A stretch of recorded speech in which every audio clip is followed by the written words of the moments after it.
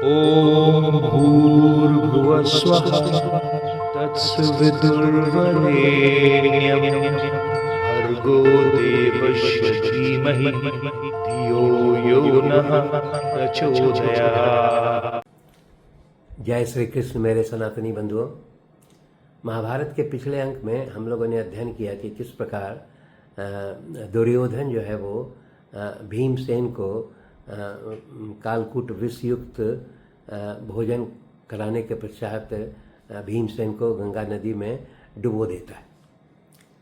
हालांकि भीमसेन जो है वो नागलोक में पहुंचते हैं और वहाँ नागों के द्वारा जो है उन्हें एक विशेष कुंड का रस पिलाया जाता है, जिससे भीमसेन को 10,000 हाथियों का बल प्राप्त होता है और उसके पश्चात वे फिर वापस राजमहल में भीमसेन लौट आते हैं। इस अंक में जो है हम लोग अध्ययन करेंगे कि कौरव और पांडवों के दो मुख्य जो है शास्त्र के शिक्षक थे।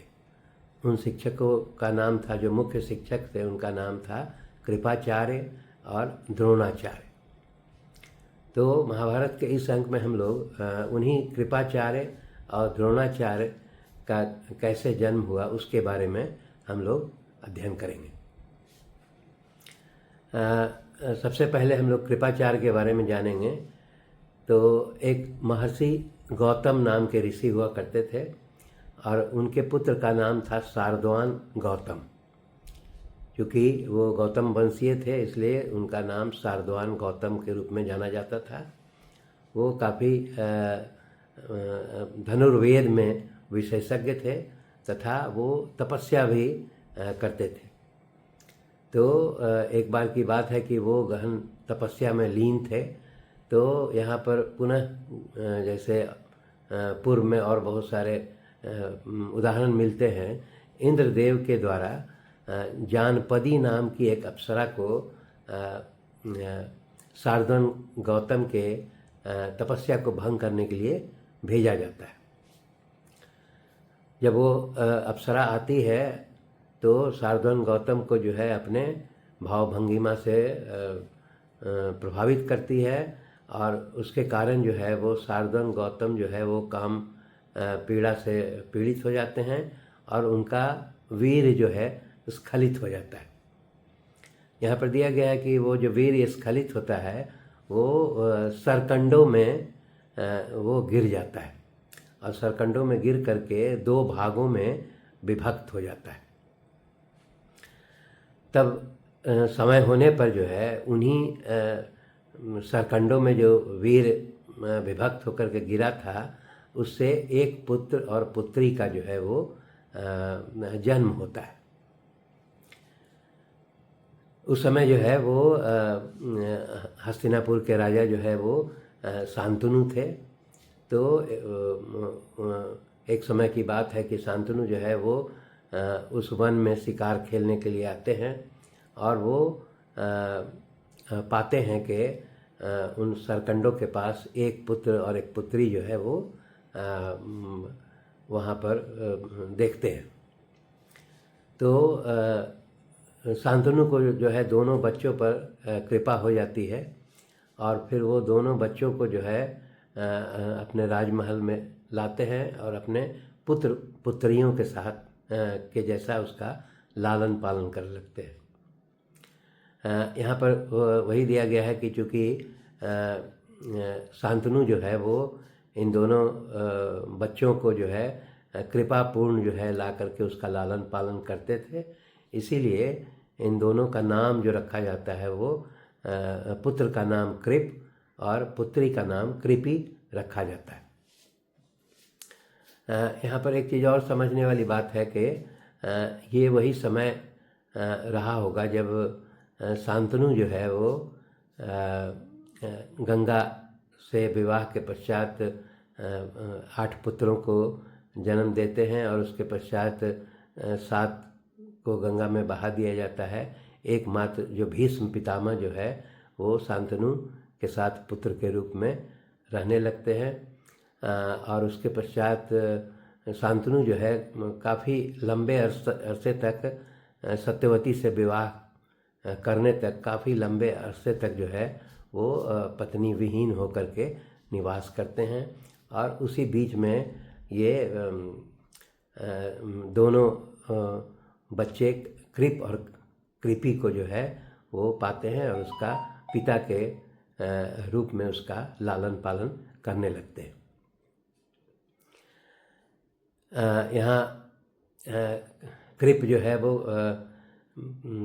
चूँकि इनका जैसे जैसे वो युवावस्था को प्राप्त होते हैं तो शार्दूल गौतम ऋषि को ये जानकारी प्राप्त होती है कि उनका पुत्र जो है वो शांतनु के यहाँ उसका लालन पालन हो रहा है। तो इसलिए वो आकर के गुप्त रूप से शार्दूल गौतम जो है वो कृप को जो है वो सभी धनुर्वेद की शिक्षा देते हैं।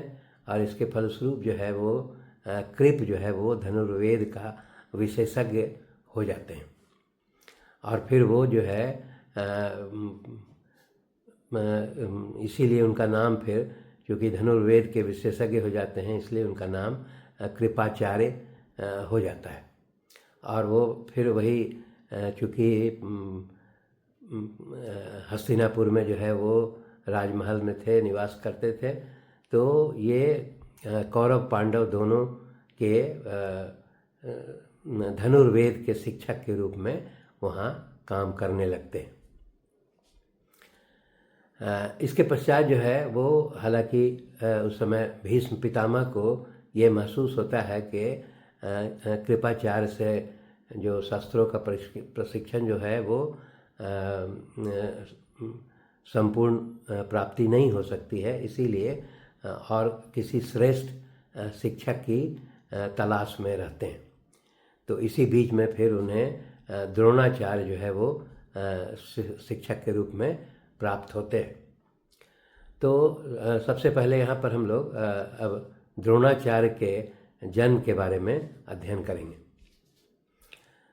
इनके जन्म के बारे में बताया गया है कि गंगा द्वार या वर्तमान में जो हरिद्वार है वहाँ पर एक भारद्वाज नाम के ऋषि रहा करते थे। तो एक बार की बात है कि भारद्वाज ऋषि जो है वो गंगा में स्नान करने के लिए जाते हैं। तो वहाँ पर देखते हैं कि एक धृताची नाम की अप्सरा जो है वो स्नान करके वस्त्र जो है बदल रही है। और भारद्वाज ऋषि जो है वो धृताची नाम की अप्सरा को बिना वस्त्रों के देख लेते हैं, उसकी सुंदरता पर मोहित हो जाते हैं और काम भावना से पीड़ित हो जाते हैं।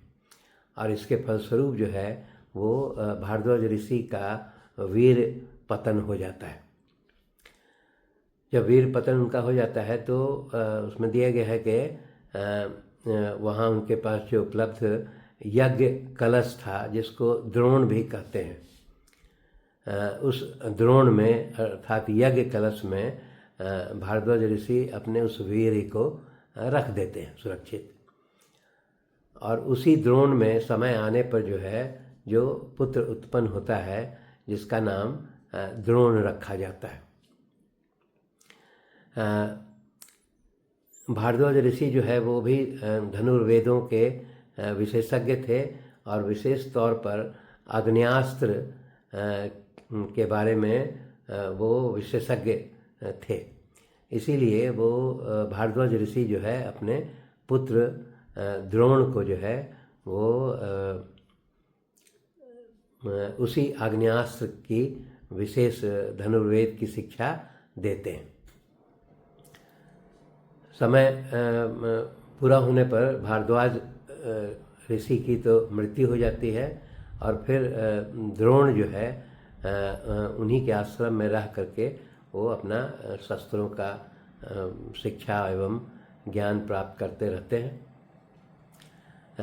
इसी बीच में वो द्रोण जो है वो कृप की बहन जो कृपी जिसका नाम था, जो शांतनु के यहाँ निवास करती थी पुत्री के रूप में, द्रोण जो है उसी कृपी से विवाह भी करते। विवाह करने के पश्चात द्रोण और कृपि से एक पुत्र भी उत्पन्न होता है जिसका नाम अश्वत्थामा रखा जाता है। क्योंकि जब यह पुत्र उत्पन्न हुआ था तो उसके आवाज़ से घोड़े की हिनहिनाहट जो है निकलती है, उस प्रकार का जो है आवाज़ निकला था, इसीलिए उसका नाम अश्वत्थामा रखा जाता है। यहाँ पर दिया गया है कि द्रोणाचार्य जो है वो चूँकि शस्त्रों के ज्ञाता हो गए थे, तो अब वो द्रोणाचार्य के रूप में विख्यात होने लगे थे। लेकिन कृपि से विवाह होने के पश्चात तथा अश्वत्थामा के उत्पन्न होने के पश्चात जो है फिर भी उनमें वो काफ़ी दरिद्रता से पीड़ित थे, अर्थात उन्हें धन की बहुत कमी रहती थी। तो धन की इतनी कमी थी कि अश्वत्थामा को बचपन में जो है वो प्रसंग दिया गया है कि वो दूध भी नहीं पिला सकते थे, इतनी दरिद्रता थी। इसीलिए वो विभिन्न स्थानों पर जो है धन की आवश्यकता हेतु भ्रमण करते थे। तो उसी क्रम में जो है वो द्रोणाचार्य जो है उनको ज्ञात होता है, तो वो परशुराम के पास जाते हैं सबसे पहले, और परशुराम से जो है वो कहते हैं कि मुझे ये दरिद्रता है, हम गरीबी है, और मैं आपसे धन संपत्ति जो है वो प्राप्त करना चाहता हूँ। तब वहाँ पर परशुराम जो है वो उनको बताते हैं कि धन संपत्ति तो हमारे पास नहीं है, लेकिन मेरे पास बहुत सारे शस्त्रों का ज्ञान है और उसको फिर उसका प्रयोग करने का विधि भी मुझे प्राप्त है। इसलिए अगर तुम चाहो तो मुझसे इन शस्त्रों का ज्ञान प्राप्त कर सकते हो। तब इसके बाद द्रोणाचार्य जो है वो परशुराम से जो है वो विभिन्न प्रकार के शस्त्रों का ज्ञान प्राप्त करते हैं, उसके संचालन का ज्ञान प्राप्त करते हैं, और इसके पश्चात वो फिर वो वापस अपने आश्रम में लौट आते हैं।